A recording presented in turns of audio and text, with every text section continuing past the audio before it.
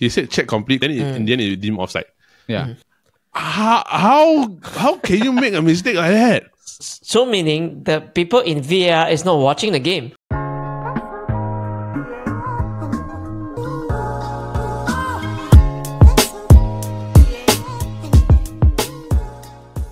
Hello everybody and welcome to another episode of the Futbol Kaki. I am your host Heldet and I am joined by my fellow Kaki bros, Arsenal fan and a Liverpool fan, Jordan and Media. Boys, how are you doing? Hello everyone. I'm doing very great. 4-0 is not easy. I'm sure you're doing great. As you can see from the details on my face, I'm just very upset. We must stay humble. This is not humble, bro. That's a humble brag. You don't humble is brag. Different. We must treat every team. They are like, Oh, that was a rough watch, man. yes, I must say. Yeah. I think not just Liverpool fan, all football fans. Not just Liverpool fan. The Man U game was a rough watch also. Oh, bro, the menu game was painful. I've got so many things to say and so little time to do it. I don't think I can even fit this into anything today, lah. Yeah, I've already said my piece of everything. Paint a picture. Paint a picture. Picture paints 1,000. I have officially resignated to calling a player number 10. He's no longer by his name anymore already. Yeah. The most selfish player in the world. Yeah, it's definitely selfish. For those of you who do not know who I'm talking about, just go to the Chit podcast Instagram, and then there'll be a video of me saying who I think is the most selfish player. You just go and see. From there, you already know already. Yeah. For many other fans, he's number 10.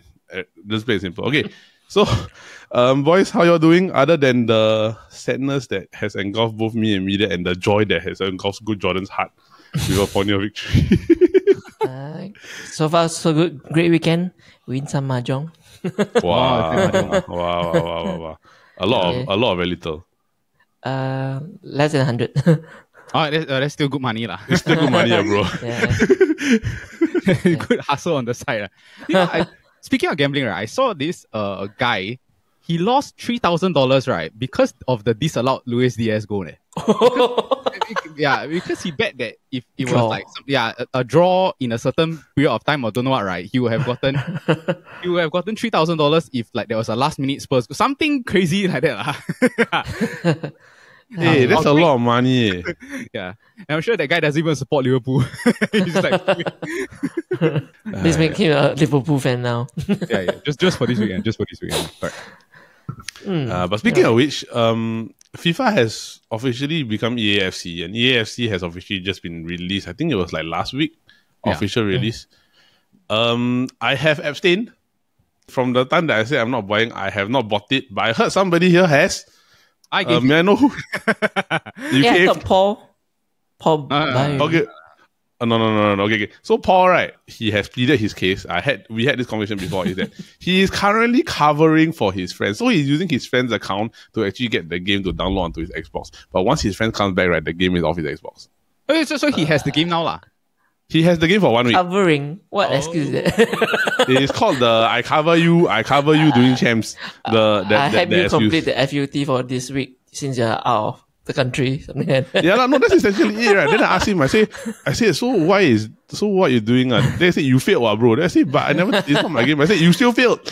Then the best part is he tell me there's no champs this week. So what are you doing? If you paid $0, okay. It's free lah. But yes, you officially cave. Yeah, I cave, but I did tell myself that I will not touch Ultimate Team because that one really takes up too much of your time. That one specifically, lah. But I don't know, like maybe Jordan, for you, it is even though career mode is shit, right? Like they never improve it for years, but there's still an element of you that wants to build something. You know what I mean? It's like we have to think of weird ideas to come up and something to inspire us again to play again from the scratch. Yes, okay. So you said that, right? So I decided like, okay, I'm going to play career mode, and then I'm only going to play using Wrexham. So when I built this Wrexham up, right, all the way into the Premier League already. So I played 4 seasons, so if I simulate whatever, right? Then I told myself, right, this Wrexham squad, right, I'm only going to put all Asian players. So I don't care like like the wingers, right, all these, right? So I have this star footballer, right? He's called Jen Lee. So it's like JIANLLEE, okay? And then every time, right, he like taps in a goal, right? I always think, oh, he gently scored the goal. Is he a striker? Yeah, it's a striker. It's from China. But yeah, but to link it to this week's episode, right? It's because you were saying, right, that inside the game there is a referee camera. Yes. Oh, By the way, have you seen it yet? Okay, so I didn't know. I forgot that there was this referee camera, right? Until I was playing this game, and then they crossed the ball. I was playing against Man United actually. This Mitoma, right? He crossed the ball to this Jen Lee, and then this. Wait, so you bought Mitoma? Yes, No. I bought Mitoma. Oh, I thought Menu bought Mitoma. No. Korean mode. Okay. So after that, right, they tackled this Jen Lee, right? This Alessandro Martinez in the box. Then all of a sudden, I saw the camera go to the referee camera, right? Yeah, then he takes out the red card, then give Lisandro the. I was like, wow. yeah, quite immersive. I'm sure if you give the Simon Hooper the camera, right, in the game, right, he will just be not looking at the game, looking everywhere else, the camera and stuff like that.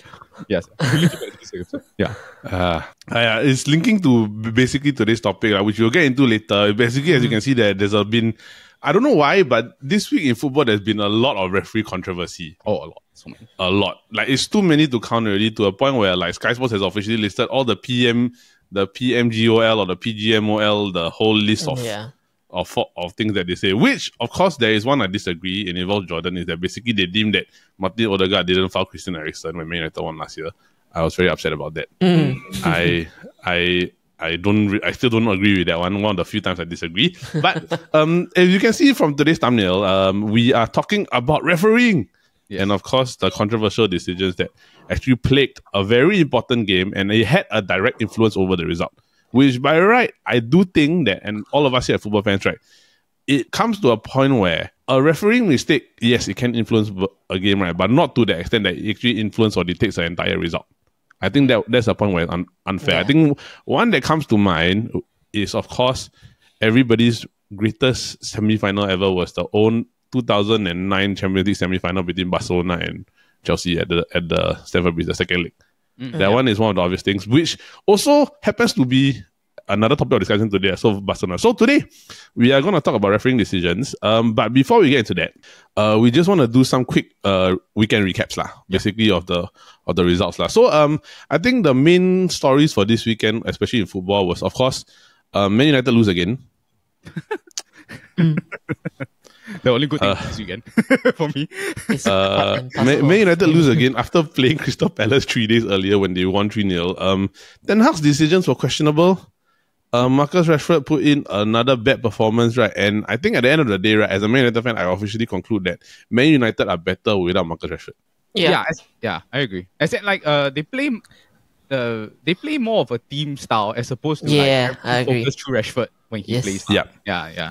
Like you won't see Onana looking out for Rashford always. Yeah, and it's also it's come to a point where his football IQ is not strong enough. Like I feel like if you lose the ball 11 times in one half, you should even be on the field. Yeah, it's too disruptive for everybody. And I do think that if you were to be on the field and the person that comes on was supposed to replace you but replaces the other side, right? And then when he shifts over to your side and he does better than you, I don't think you should be there already. That's basically what happened with Garnacho and all the substitutions. Ten Hag made a lot of questionable substitutions that, as Man United fans and even pundits are also questioning, like, why are you doing the things that you're doing? Yeah. So I won't get too much into that. I've already I'm a very frustrated Man United fan right now. But the next game that brought me a lot of joy, right, was the Man City loss. Yeah. So Man City lost 2-1 to Wolves. Yeah. The Korean guy. Yes, the Korean guy. Who was the Korean guy? Kwang Hee-chan. I love it. I mean, okay, honestly, City had a depleted midfield. Yes, they do. They are definitely. Yeah. Yeah, they had a depleted midfield, right? And the goals that they considered were just messy, man. The first goal. I saw this Pep was pinpointing at Kovacic. Yeah. For being lazy in terms of the position and all this. Yeah, because also Rodri's suspended also at this particular point in time. So they don't have that. KDB's injured. So a lot suspended of for how long? Is Jordan hoping it's a long time? Because his game is against Arsenal. No, wait, just double check. He got straight red the last time, right? I'm not sure. I can't remember. Yeah. Okay, if it's a straight red, right, then he's suspended for the Arsenal game. Ooh, please. You as an Arsenal fan go and verify lah. You just, All right. just verify that later.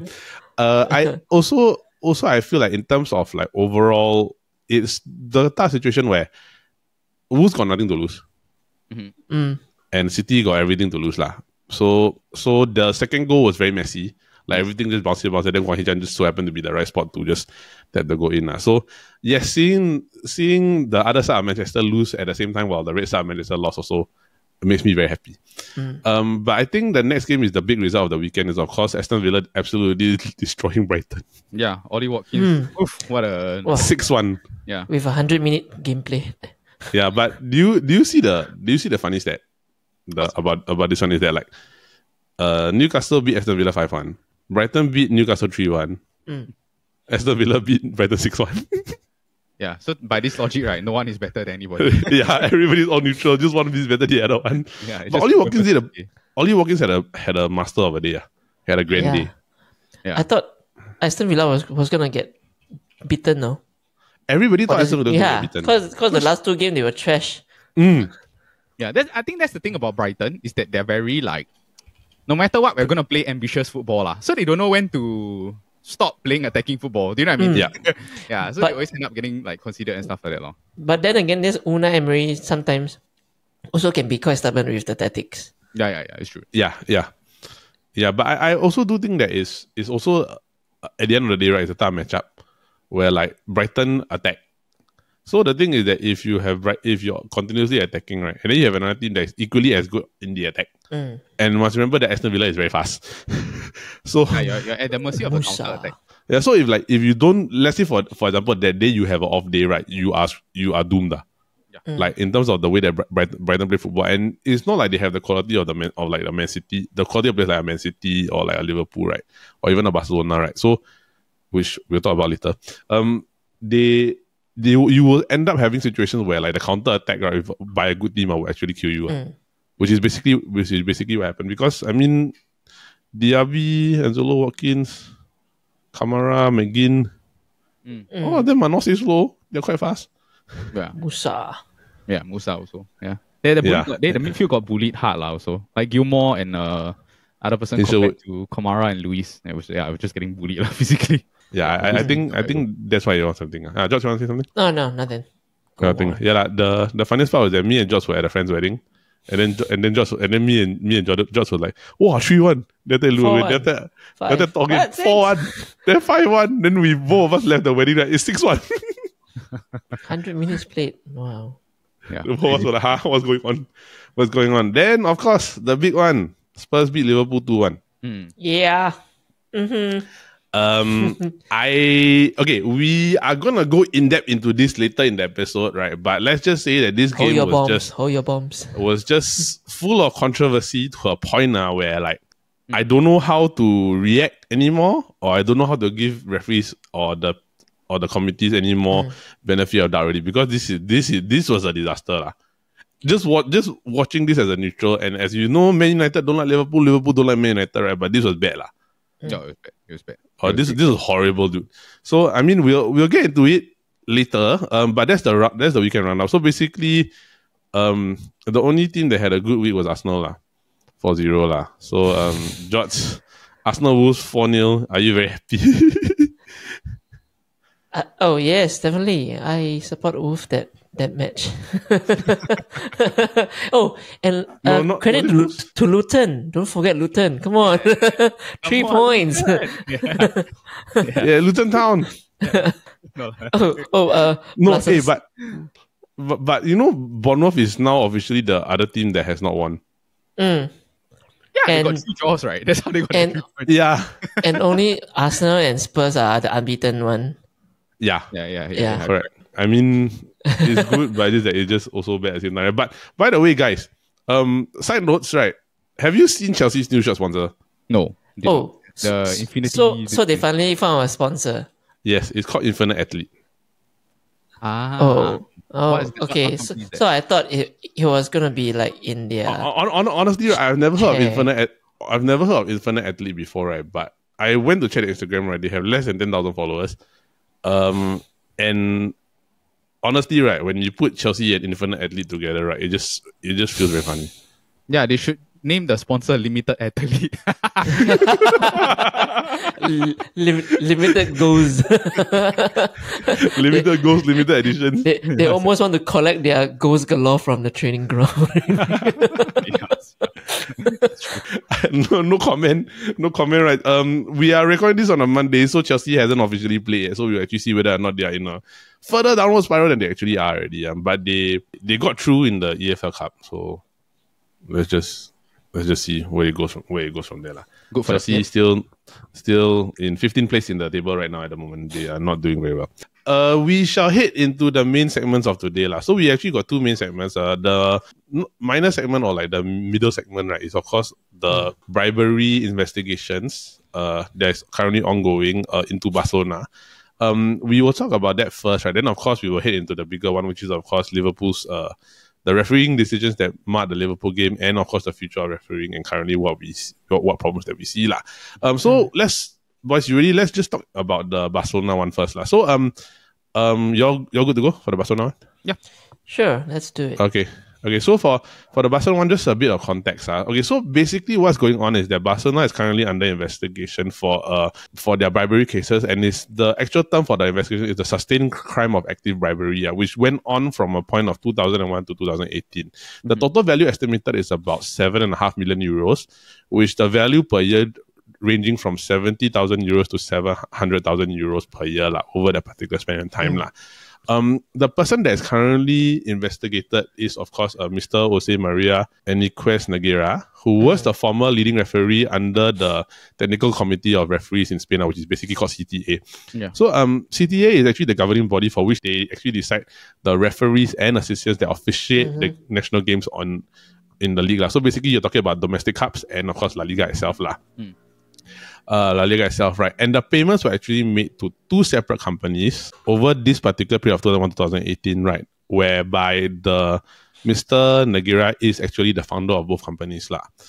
So what's going on is that Barca has officially denied that this is actually ongoing, but their denial, right, is actually very funny, because they're saying that they paid money to an external consultant who supplied them with technical reports related to professional refereeing. How do you frame that? So the guy. Okay, so the guy that yes, that is referred to as the external source. Yes, is this guy, right? Correct.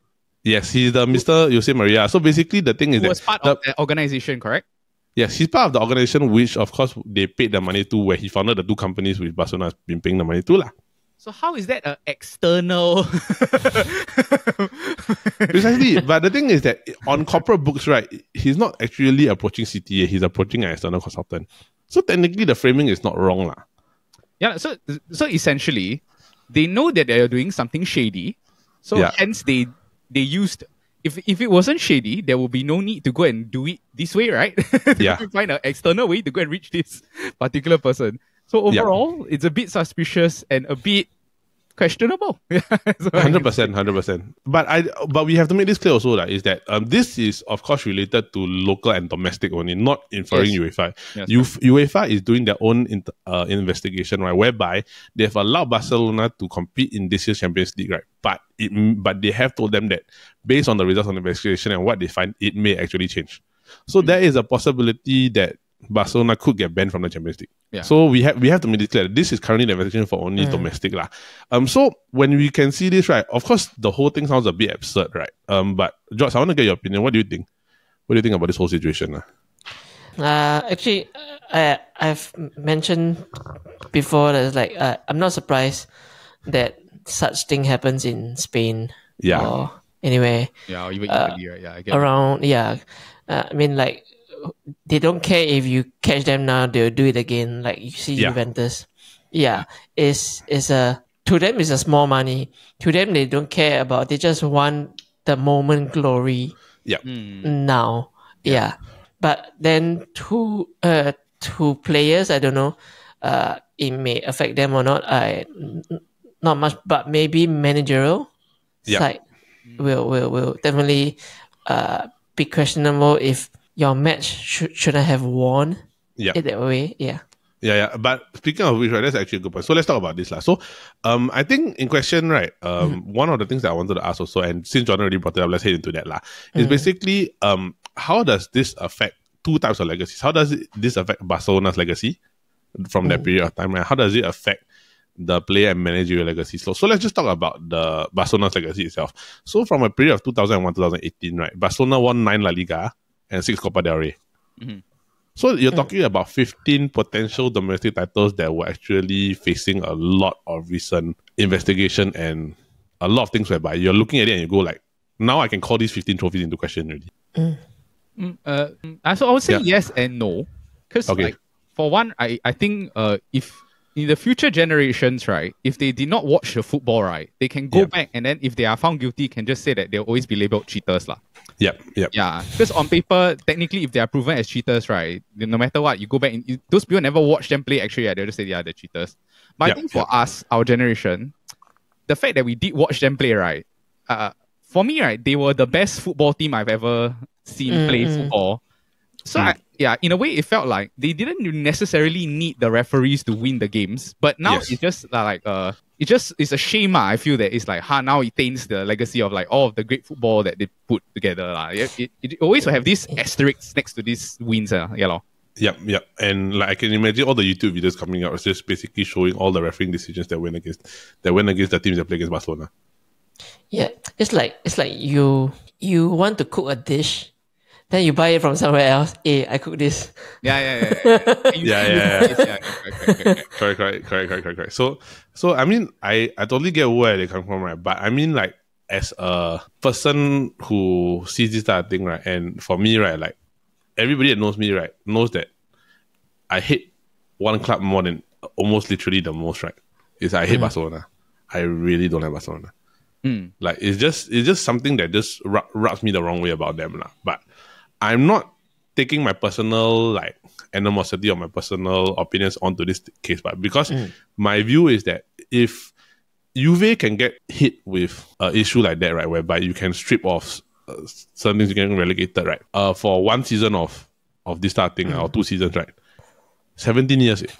Yes, I think it's all pendant on the outcome of the investigation. If there is really evidence that shows that they were being like that, right, for over this span of years, right, that they gave money to consult referees, right, then I think that they should get relegated. They deserve to get relegated. And I will go as far as to say, right, they should get relegated to leagues, or like to the extent where it's like, you even if you promote once, right, you still got to remain in the second league once. I feel that it's that Yeah, that's my personal. Yeah, because the whole thing now is that they paid money to the companies of the person that was an official for the technical referee or committee, that basically the ones overseeing the match officials, which is the same thing that you did in Italy. Yeah, exactly the same. Yeah. So the thing is that if the punishment was that harsh for them, right? If the punishment is not harsh for Barcelona, right, then it's not a fair thing already. Basically, you're just allowing them to get off your step on the wrist. I agree. Yeah. And I can tell you, even if let's say Real Madrid, right, whether they're guilty or not about this, if they get away with step on the wrist, Real Madrid will be very upset. Yeah. It's Atletico also. Yeah, no, it's a very difficult situation because now, in general, La Liga is not doing well commercially. There's no stars. Their TV revenue is like dropping.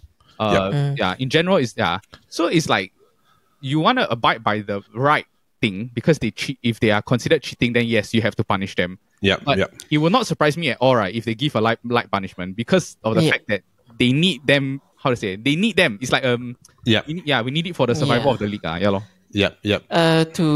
add on to what Mina have said about La Liga's all the TV rights are dropping on in values and all this. Think about it. Now the Spanish FA have a difficult position now.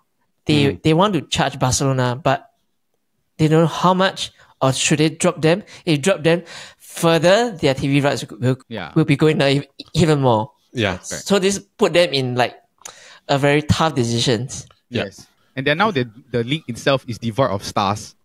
So and then if you relegate Barcelona, right, it like prevents that specific club from getting a star, which overall makes it more difficult for the league to survive.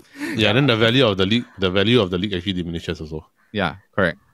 It's true. So I also think that in terms of pride, right, Real Madrid don't care if Barcelona go down. Yeah, they will just want one Barcelona to just leave. Yeah, correct. The Real Madrid's perception is that anything to do with Barcelona, I don't like. Just get them out of my side. Yeah, I think that's the perception. But I think that's what we call club legacy. Well, let's talk about individual legacies. I think for the many in question, right, I think the one that probably will affect his legacy the most is probably Pep in terms of managerial legacy. I don't know lah. Like I have some thoughts about this, but I want to hear what both of you your opinion is. Yeah, George, you go first. If you have. I saw the recent one when they interview Pep saying he did not see any of this being done during his time spent in Barcelona. I would give a benefit of doubt, but how would you want to see in front of you in such when there's like to see the transaction done in front of you? You can't be knowing ma. Then again, I think he also want to protect himself as much as possible. Yeah, but now that he's far away from Barcelona, but I still find him super unlucky. Wherever he goes, he got all this this money bribery fraud thing. The only clean time that he had is in Bayern. Yes. But he was not loved in Bayern. He was not loved in Bayern. Yeah, he was not loved in Bayern. So it's a different. Yeah. I think that's one of the whole things about Pep lah. Basically because his relationship with Barcelona is so strong that he will always be remembered as Barcelona's midfielder and manager. Yes. As a player, as a manager, but I think his legacy is not so much in trophies. Barcelona now, I don't find. As in like his legacy is more in the style of football. Yeah. Like his legacy is that, and then like the ability to he bring on to imprint to other clubs. Yes. So it's really like his style of football is what makes him legendary. Then the trophies is like what makes him like one of the greatest lah. It's like he's already great because of the style of football. Then the trophies push him to be like, okay, he's like up there with the greatest like him and Scarlett. Yeah. I think it would have been more tainted more if he didn't win in like Man City lah. Because now he won a Champions League. It's like it feels a bit like whatever lah. Do you know what I mean? Yeah. But then again, Man City, the controversy is different also. So I think but we're not talking about Man City. We're talking about Barcelona. Yeah, correct. I think for me with Pep, right, I do agree in a sense where like his managerial repertoire and the things that he's already achieved as a manager outside of Barcelona already will probably already allow him to carry on his legacy. Yeah, outside of Barcelona, because I think that in terms of what's happened, that happened a long time ago. He left the club ages ago already. Yeah. So I don't think that it will actually have a huge major effect, but it will have some sort of resemblance because must remember to a lot of people, right? The era which Pep took over, right, overlap with the era of when it was projected to be the greatest football team ever, and overlap with this particular era whereby there was bribery involved. So, in essence, right, the refereeing may have indirectly tainted the legacy of the team itself, lah. Which is what I want to bring up is that basically, like, the other person of influence at Barcelona at that time is Messi, lah. It does not affect his legacy. But I don't think it affects his legacy. To me, no. Yeah, lah. I don't think it affects his legacy. I think it's more towards like the other players or maybe Messi. But I'm not sure lah, because I don't know whether or not it has a very heavy influence on individual legacies or not. I don't know what do you guys think, especially for players lah. Managers, we already talked about it lah. I feel no leh. I genuinely feel that they played such good football, right? That it's like if this story never came out, right, we would just assume that they won all those leagues, lor. You know, to me, there was no doubt that they deserve to win those leagues. It's only because that there's this situation where these referees come, then it casts like, okay, then I felt a doubt. But when I was watching it in person, right, there was no doubt in my mind that they were the best team in La Liga. In the world. La. Yeah, they were. So, I feel it doesn't affect for me, the legacy. I do agree with me that it's like, I putting myself in their shoes. I playing good football week in, week out, and then I enjoy myself. Then, although I do not know what's happening behind the scenes. It's like, then, 10 years down the road, you tell me this. Yeah, like what you want me to do? Yeah. It's lah. past already. Yeah, I enjoy my true. football. That's true. Because at the end of the day, right? Even if, let's say, for example, the punishment meted out to the club itself, especially with the domestic trophies, will have a greater impact on what actually happens to Barcelona down the line. Yeah. So I think that's what we're going to talk about. Let's talk about the major one and the big topic of what we're going to talk about today: VAR and VAR. refereeing in the EPL. The game in question, of course, is Spurs versus Liverpool, whereby the referees have officially deemed the PGMOL, basically the Professional Game Match Officials Limited, headed by Howard Webb. Basically, they have admitted to a fault that like the issue with one of the games was down to human error, which essentially affected the result of this game. But the thing is that an apology is an apology when there is no direct influence or change in game time decisions. So the whole thing, right, is that in this game there were there were basically three predominant incidents that actually happened. One, a Curtis Jones red card. Two, the DS goal that was disallowed. And then Diogo Jota's 2 yellow cards.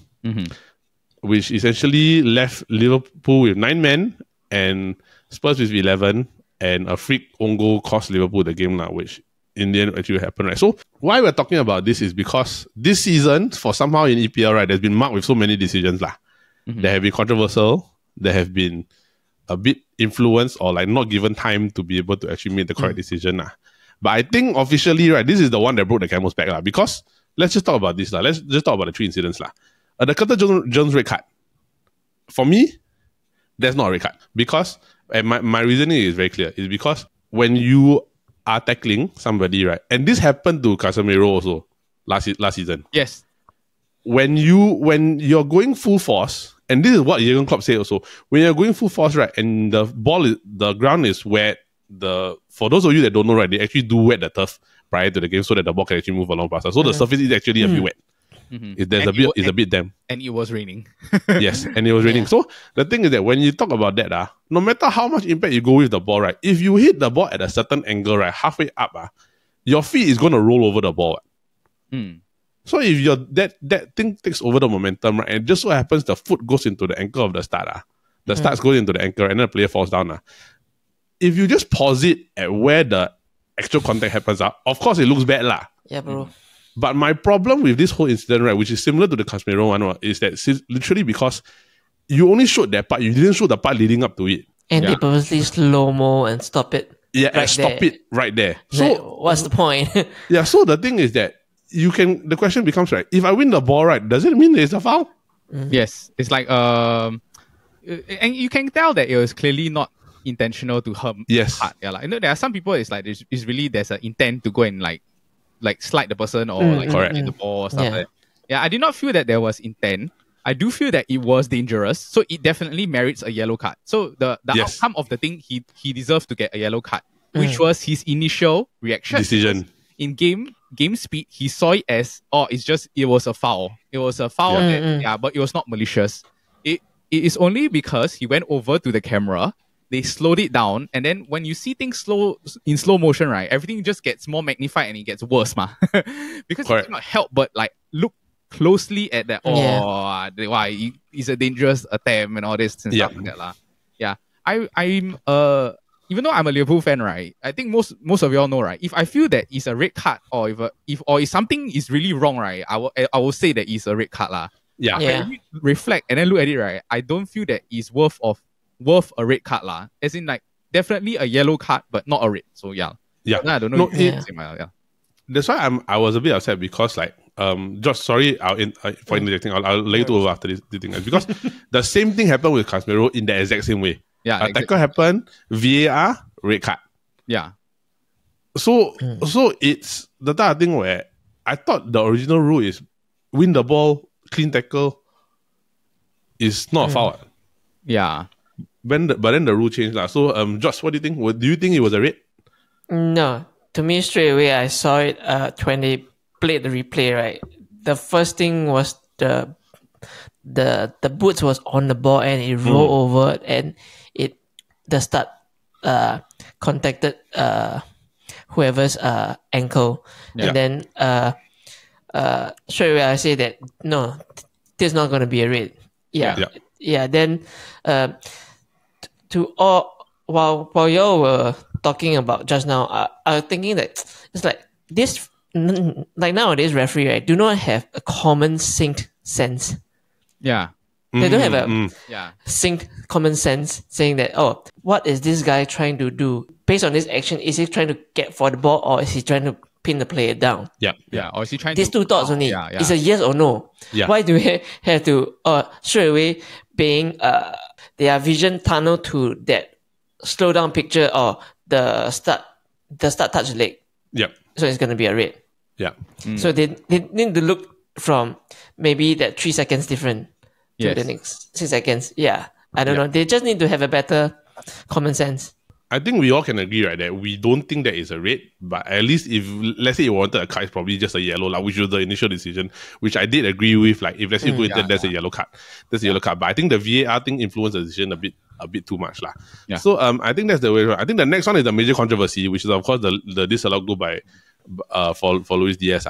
For one, there was no line drawn, which irritated me, which I find that is a bit ridiculous. Yeah. Two, it's very clear that Romero's foot is in front of Diaz. By like at least a yard or like a good margin. Do you know what I mean? Like, Yeah. at least Yeah. arm's length, like this. Correct. This much. Yeah. That Correct. much. Yeah, lor. Like, no matter what angle you look at, right, that is clear cut. He's onside. Yeah. 100%. No matter what you look at. The part that irritates a lot of us, and I think is that the reasoning why it was given offside is because the VAR official thought that the ruling on the field was a goal. Yes. Oh yes. I saw the. Yeah. I heard the thing. Then But the ruling, yeah, correct. So, but the ruling was offside. So the thing is that because the VAR official thought the ruling was a goal, he said call correct, check complete, check. Yes. He said check complete, check complete. Then it was deemed. Then in the end it deemed offside. Yeah. How can you make a mistake like that? So meaning the people in VAR is not watching the game. Yes. Yes. And they're not paying Essentially. attention to the linesman, because the linesman is the one that put the Flag. flag. Yeah, he Correct. Yeah, correct. which is ridiculous. Then okay, then I was watching this short clips saying that, so now we need another VAR for the VAR room. Yeah. This is the VAR. How many VAR we need? No, yeah. I mean, like, it's clear cut. Announcement says everything. It is a goal. Yeah. It said it's a goal. And like, if you see the clip, do you see what Gary Neville said? Do you Oh, he just kept saying, "Oh no, no, Yeah, oh yeah, no, no." because from the revelation is that basically Gary Neville says that commentators, when they're inside, when they're online, right, they can actually hear the referee communication. So what they hear is very different from what we hear on the TV feed. So they are hearing that basically the whole conversation, right? And then he went, "Oh no." Basically, he knew that the decision was already wrong and it's bad already. Yes. So the thing is that I think I want to ask Amelia, how do you feel about this whole situation? Jordan, you can go ahead for that. I know you're Oh gonna say no, something. Yeah. because after this they continue on with the game, right? Yeah, the screen on the stadium was still at that part with the VAR thing, no? It said offside at the top, eh? Yeah. No, I'm not sure it said offside, but the screen is still there. Yeah. It was not removed. Yes. No, but I don't know, like, from experience, don't they put like the action, right? Then they put the thing there. So basically checking potential offside or checking offside or something like that. They usually put it on the screen, right? They do. Yeah, normally they do. So my whole logic behind this, before I pass over to Media, right, is that it's right there. How can you miss it? Yeah. It's communication. Yeah, so now Media, I hand over to you. Okay, so first of all, I think it took away a great goal because Salah did a shit ton of work to get that ball into Diaz, because Yes. he one person hold. This is why Salah is damn freaking strong. Man. He got screwed over from an assist. Diaz with an incredible finish, right? All this is wasted because of the incompetence of the ref. I have an issue. First off, I don't like the fact that they didn't call the thing. I have a bigger issue with how the rules are implemented after that, because they were saying that because the check is complete, Spurs they quickly kick the ball to start. Yeah. Yes. To continue play, right? Yeah, because they kick the ball to continue play, they therefore cannot go back and look at the... They cannot undo. Yeah, they cannot undo the thing. And from the person, if you're in the VAR box, right, you yourself know already like, oh no, you cannot kick off because this is a goal. Like, because you check complete and know that it's a goal. And they did nothing, which is like ridiculous because if you think about it, right, what is the purpose of the VAR if the person on the field is just going to ignore, or what's the purpose of the VAR if they're not going to tell you what is right and what is wrong? Do you know what I mean? Like, yeah, which infuriated me lah. This is the thing that I can understand, like, okay, there are technological faults or whatever, right? I have issues with the question. I question the human's decision. Yes, the referee decisions inside the VAR. The human decision is like, I don't care that it takes that long to figure it out, but you should get the right call. Do you know what I mean? Like, yeah. You can say like, hey, don't okay, it was wrong. You have to put the ball back, right, or whatever, right? Just because they kicked, then what? I cannot go back and go and check it again. Do you know what I mean? Like, it's any other free kick taken quickly, the referee can just pee and just come back. Yeah. Why that one cannot be done? Yeah, correct. I have a problem with that specifically. I have an issue with this because the also thing is that like different VAR officials, right, their reaction very different one, and how they perceive things also looks very different. So it is absolute nonsense, right, that this type of thing was actually perceived this way, and there was no official like ruling saying that, oh, that's the thing. They never even draw a line. Yeah, no line. And the thing is, understand. Yeah, there's no line, right, and you got the call wrong, right, and you didn't want to admit that the call was wrong. Yeah, correct.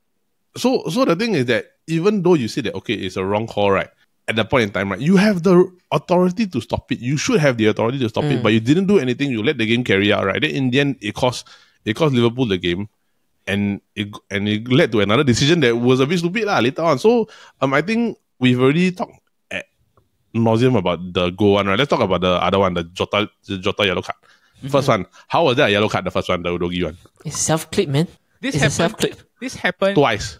No, this happened twice. As in, like, the Salah also, the Bissouma, right? He fell on the floor. Salah didn't even touch him or foul him or whatever, right? Yeah. Then after that, Salah was like, "What? Like, wow, like, why are you saying that I got a foul?" He got angry, right? Because he's like, he clearly didn't foul the thing. Then the referee books him for like being unhappy with the call, which I don't understand because they are. It's like, so if you're wrong, I can book you. Do you know what I mean? Like, even though I'm the one that is the wrong decision, I book you for getting angry at me. I mean, like, you have to think about it, like, just because you're a referee doesn't mean you can abuse your power in this way. Like. No, but also it's because they changed the rules. Basically, if there's any form of dissent, right, the referee can actually have the authority to book the player. Yeah, which is nonsense. Because which is ridiculous also. Yeah, okay, there are times it's like, there are people, they make noise or whatever where it's like, it's not... They try to brainwash the referee to like to get a red or yellow card. Yeah. Correct. This one is, I don't know, it felt very prideful, like, you know what I mean? Like, a prideful reaction. Okay, but to go back to the Jota thing, right? First one, there's no way that is a foul. I mean, like, 100%. Yeah, that's not a yellow. The second one, yes, it's a yellow. Like I have no issue with that one being a yellow, right? But you know, that's why I ended up getting sent off, you know. Plus, the first one, right, it's not really a goal threat kind of attack. Yeah, he's not. It's not a goal threat attack. Then, and it's not really a malicious. And then it's just even any other referee would take it as maybe Jota was just running across the player and did not see the legs. Yeah. I see, like, it's completely fine if you feel that that's a foul. Because it was a foul. I mean, like, you can say that, yes, it's a foul. But how is that a yellow? Do you know what I mean? Like... Yeah. No, and the thing is that if you actually see, right, Jota actually slowed down. Yeah, he slowed down. He slowed down. So he was running a full pace after he suddenly slowed down. Then suddenly you see Udogi fall down. Then I looked at it, I was like, there's no way there's a yellow card. Then suddenly I see the yellow card come out. And I'm like, how's that yellow card? Yeah, so you can look at the Curtis Jones things in slow motion and then say that it is a red card. You can do that. But then you don't view, but in real time, you give a yellow card to something that is clearly not a foul, and it doesn't make any sense. This referee pissed me off. I think. Can I double confirm? Right? What's the name of this referee again? Simon Hooper. Yeah. Okay, I don't care. I just gonna think that he's a Spurs fan. Yeah. I don't know. That game he managed against Man United, also him. Yes. Yes. I don't care. I'm just gonna say honestly, right. That one, right, the another one, that was a penalty, right. I will say this, right, but as a Man U fan, right, the worst referee you can ever get is still Michael Oliver. So I'll just leave it at that. As a Arsenal fan, right, for Paul it was always Mike Riley. No, for Jordan it was always Mike Riley.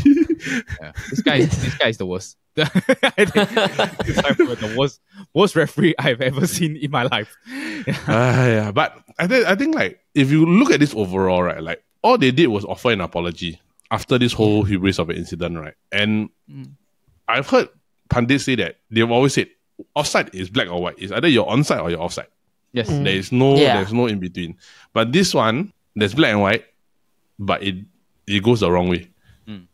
And like that is at the hearsay and the influence of the referee to make this particular decision, especially via after review. So if they're doing this right, I don't know. I think it's something that they have to look at in future. And one of the things that I was probably looking at, and I probably just want to hear you say this, because I don't think an apology will surface anymore already. The list of apologies that they've already released out has been way too long for the past 2 years already.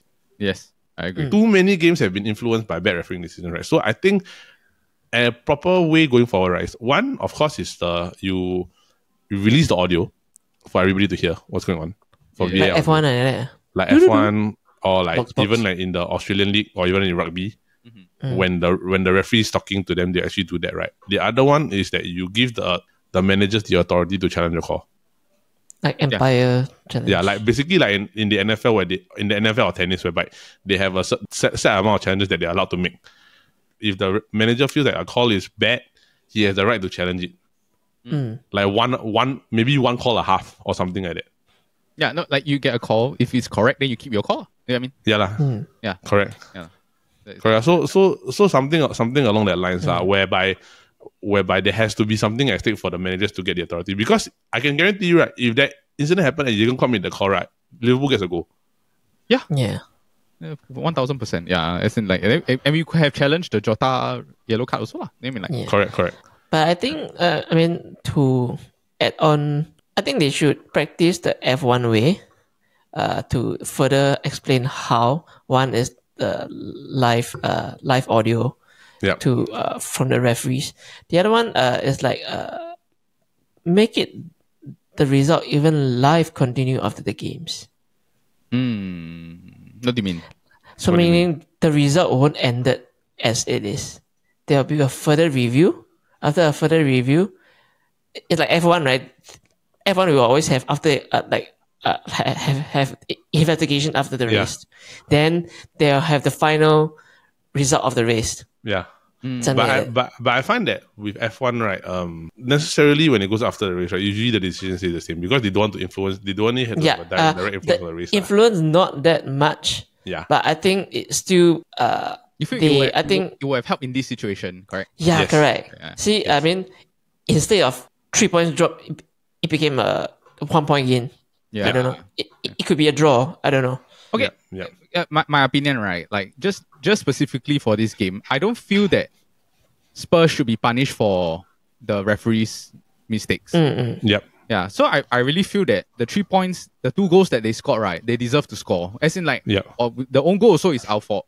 The first defending also is our fault, and I can't blame them for taking advantage of the situation on the field because that's how football works, lah. So it's not Spurs' fault for this situation. The referees, I feel that they should be held accountable, and I also think that you cannot, I keep saying sorry just to Liverpool or whatever. Then we just because this is never going to change, lah. So I thought about it, right? I think that you should still give Spurs the 3 points because they won the game, but you should not give Liverpool 0 points.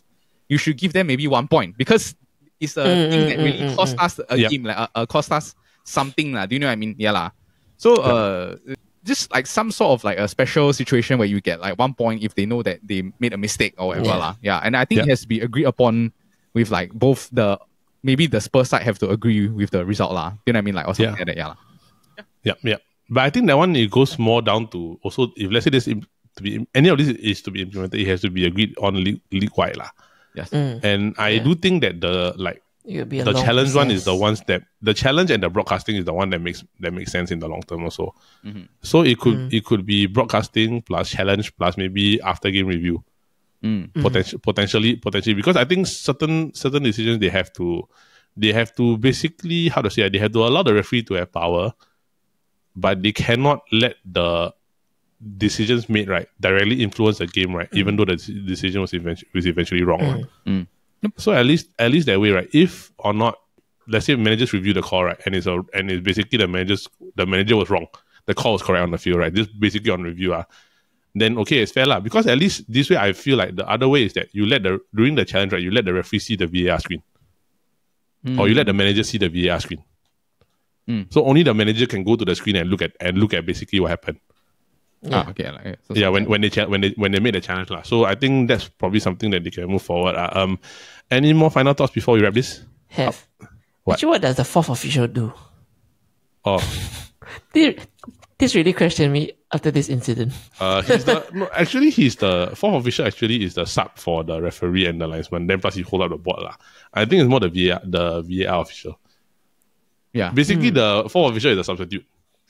Yeah. But I think also more than that, I mean, they can have the. Maybe we need to check what's the. Yeah. The intent of the fourth official. Yeah. We'll go and find it out. Then we'll update you guys next week. basically, what's the role of the fourth official? I think we can find this out. Okay. So, if no more thoughts, we wrap up this episode. All right. One more thing, right? Yeah. Even though we lost the game, I'm very proud of the way that Liverpool played. Yeah. I just want to. I must say. I was gonna say, we're not gonna discuss about the gameplay. No, I think as much as you want to discuss about the gameplay, right? Like, it's too much controversy to a point where like the game, whatever happened during the game, right, is too heavily influenced by the referee decisions, really. Yeah. So, I think to summarize the gameplay itself, we played well the first 20 minutes when we had the 11 players. This situation cost us. I think we overall played well, defended well. Yeah. We took advantage of the fact we had 10 men, 9 men. I think it was a very spirited effort. It's just that it's an unfortunate situation. Matip, I mean, it's a freak goal. Okay, to be honest, it's a bad own goal. Yeah, it is. It's a very bad own goal. But I mean, like, I proud of the way that they played lah. So hopefully this will be like something that will motivate them to like push on for some positive vibes. Yeah, correct. Yeah. Okay, I think I've made all my comments. Jots, you good? I'm good. All right. Okay, so thank you everybody, and that is it for this week's episode of the Futbol Kaki. Let's go. All right, so that is it for this week's episode of the Futbol Kaki. For those of you who are listening into the Chit Podcast Network and of course our other shows, we hope that you continue to support us and of course catch us every Monday with the Kopi Bros, which involves me, Dad, Paul, Brandon, Tin Yong, where they discuss about different topics. Currently, they're doing a series on mythology, which is quite cool and fun and interesting. We are covering one of the Marvel Universe's most favorite villains, Loki, this week. So do keep a lookout for that particular episode. And of course, if you like game shows, you like having fun, and you like watching four guys drafting different topics, do join us every Friday for the SG Draft Podcast, which involves the gangs from both shows, the Futbol Kaki, which is here, and of course the Kopi Bros, where all of us come together and of course draft about different topics and have fun while we do it. Last week we did Cai Fan. Media won again. I was second. Cai Fan is a very residential Singaporean staple, so we hope that you continue to enjoy your Cai Fan, and of course we hope that you continue to support all our shows here at the Chit Podcast Network and of course the Futbol Kaki. So we just want to say thank you, and we hope that you have a great week ahead, and bye-bye. Referee Kayu down the drain. Referee Kayu. Referee Kayu. Dun, dun, dun, dun, dun. Ow. Simon Hooper, you piece of shit. All right, thanks guys. Bye-bye. Bye.